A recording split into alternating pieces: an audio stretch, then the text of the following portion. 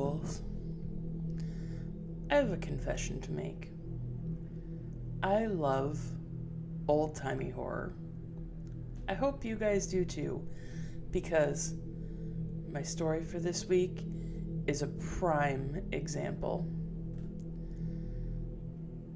So, go ahead and sit back, relax, and strap in for The Terrible Old Man by H.P Lovecraft. It was the design of Angelo Ricci and Joe Kasnick and Manuel Silva to call on the terrible old man.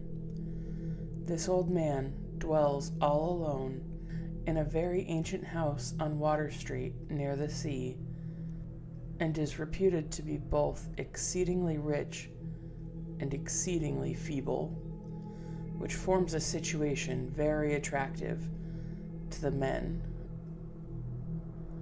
for their profession was nothing less dignified than robbery.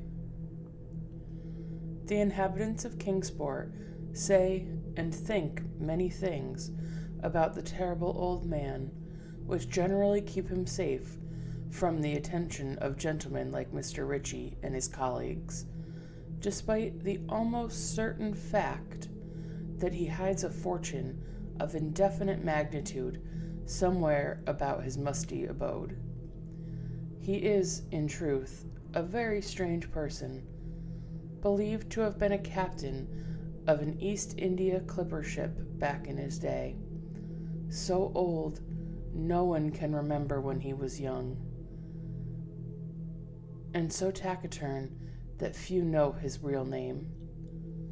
Among the gnarled trees in the front yard of his aged and neglected place, he maintains a strange collection of large stones, oddly grouped and painted, so they resemble the idols in some obscure Eastern temple. This collection frightens away most of the small boys who love to taunt the terrible old man about his long white hair and beard, or to break the small paned windows of his dwelling with wicked missiles. But there are other things which frighten the older and more curious folk who sometimes steal up to the house to peer in through the dusty panes. These folks say that on a table in a bare room on the ground floor are many peculiar bottles, each with a small piece of lead suspended pendulum-wise from a string. And they say that the terrible old man talks to these bottles, addressing them by such names as Jack, Scarface, Long Tom, Spanish Joe, Peters, and Mate Ellis, and that whenever he speaks to a bottle, the little lead pendulum within makes certain definite vibrations as if in answer. To those who have watched the tall, lean, terrible old man in these peculiar conversations, do not watch him again. By Angelo Ricci and crew were not of Kingsport blood. They were of that new, alien stock which lies outside the charmed circle of New England life and traditions, and they saw in the terrible old man merely a tottering, almost helpless graybeard who could not walk without the aid of his knotted cane, and whose thin, weak hands shook pitifully. They were really quite sorry, in their way, for the lonely, unpopular old fellow, whom everyone shunned, and at whom all of the dogs barked singularly. But business is business, and to a robber whose soul is in his profession, there is a lure and a challenge about a very old and very feeble man who has no account in the bank and who pays for all his few necessities at the village store with Spanish gold and silver minted 2 centuries ago. The gentlemen selected the night of April 11th for their call. Mr. Ricci and Mr. Silva were to interview the poor old gentleman, while Mr. Ciesnik waited for them and their presumable metallic burden with a covered motor car in Ship Street by the gate in the tall rear wall of their host's grounds. Desire to avoid needless explanations in case of unexpected police intrusions prompted these plans for a quiet departure. As prearranged, the three adventurers started out separately in order to prevent any evil-minded suspicions afterwards. Misters Ritchie and Silva met in Water Street by the old man's front gate, and although they did not like the way the moon shone down upon the painted stones through the budding branches of the gnarled tree, they had more important things to think about than mere idle superstition. They feared it might be unpleasant work making the terrible old man loquacious concerning his hoarded gold and silver, for aged sea captains are notably stubborn and perverse. Still, he was very old and very feeble, and there were two visitors. Messrs. Ritchie and Silva were experienced in the art of making unwilling persons voluble, and the screams of the weak and exceptionally venerable men can be easily muffled. So they moved up to the one lighted window and heard the terrible old man talking childishly to his bottles filled with pendulums. Then they unmasked and knocked politely at the weather-stained oaken door. Waiting seemed very long to Mr. Kasnick as he fidgeted restlessly in the covered motor car by the terrible old man's back gate in Ship Street. He was more than ordinarily tender-hearted, and he did not like the heinous screams he had heard in the ancient house just after the hour appointed for the deed.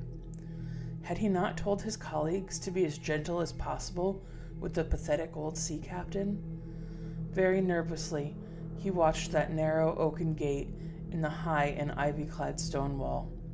Frequently, he consulted his watch and wondered at the delay. Had the old man died before revealing where his treasure was hidden? And had a thorough search become necessary? He didn't like to wait so long in the dark in such a place. Then he sensed a soft tread or tapping on the walk inside the gate, heard a gentle fumbling at the rusty latch, and saw the narrow, heavy door swing inward. And, in the pallid glow of the single dim street bulb, he strained his eyes to see what his colleagues had brought out of that sinister house, which loomed so close behind. But when he looked, he did not see what he had expected, for his colleagues were not there at all, but only the terrible old man, leaning quietly on his knotted cane and smiling hideously. Mr. Kasnick had not noticed before the color of the man's eyes. Now he saw they were yellow.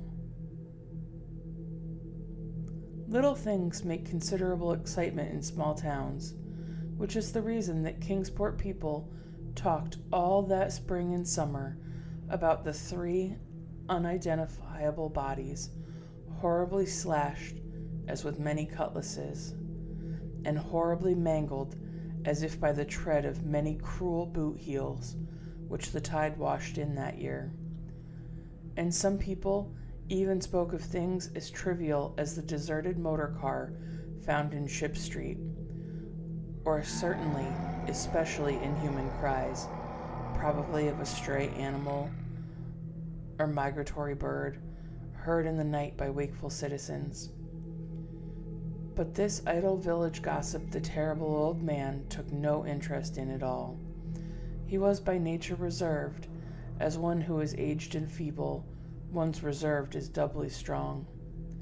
Besides, so ancient a sea captain must have witnessed scores of things, much more stirrings in the far-off days of his unremembered youth.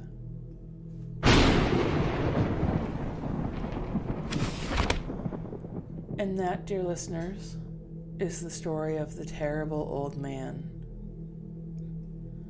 Makes you think about your next-door neighbor, doesn't it?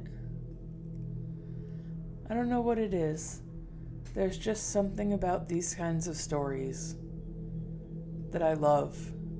The idea that even hundreds of years ago, people were writing things like this, that we aren't the first and we won't be the last to enjoy it. What do you guys think? Do you like the classic horror stories? Or do you prefer new tales that you probably haven't heard before? Do you have a story to tell me? Do you have a favorite story you would like to hear read on the air? Whichever way you lean, let me know what you're thinking by sending me an email at hauntedhorrorstorian@gmail.com. And until next week, stay spooky, and remember, sometimes it's more than just a story.